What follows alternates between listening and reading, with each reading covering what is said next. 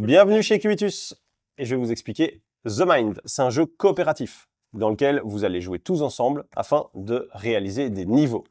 Les niveaux, ça va changer en fonction du nombre de joueurs ou de joueuses que vous êtes. Ils sont marqués ici. Ceci, c'est la carte qui va vraiment expliquer tout ce que vous avez à faire à ce niveau-ci. Ce niveau-ci va se jouer avec 4 cartes. Le maître du jeu, donc le devin ici, parce que c'est The Mind, le devin, va avoir le droit d'en regarder 3 au hasard des 4, et il va pouvoir écrire un des numéros. Je m'explique. 4 cartes ici sont prises au hasard, on les mélange. Le devin peut en regarder 3. Ok, j'en prends connaissance et je note un numéro. Je vais noter ici le numéro 23. D'accord? Ensuite, les 4 cartes sont mélangées. À cette manche-ci, on ne se sert donc pas du reste des autres cartes. Je vais distribuer ces cartes aux 4 joueurs et joueuses autour de la table. Si on est 4.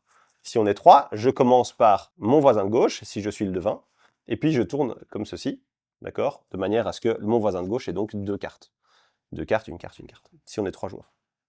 Ensuite, on va chacun prendre sa carte en main, d'accord? Et l'identifier. En tant que devin, il y a 3 des 4 cartes que je connais, donc j'ai un avantage.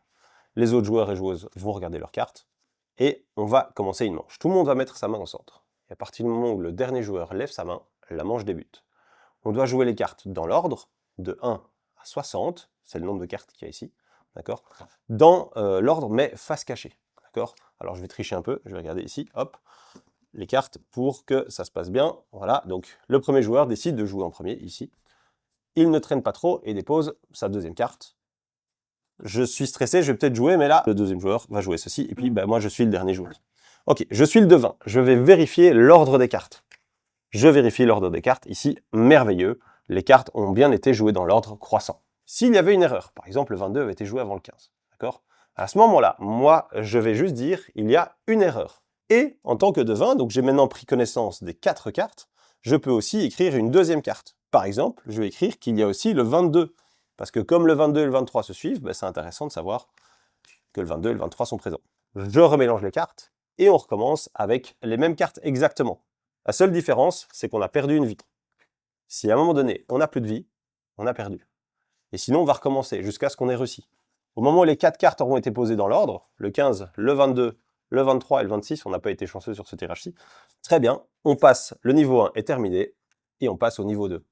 5 cartes, le devin peut en regarder 3, peut en noter 2.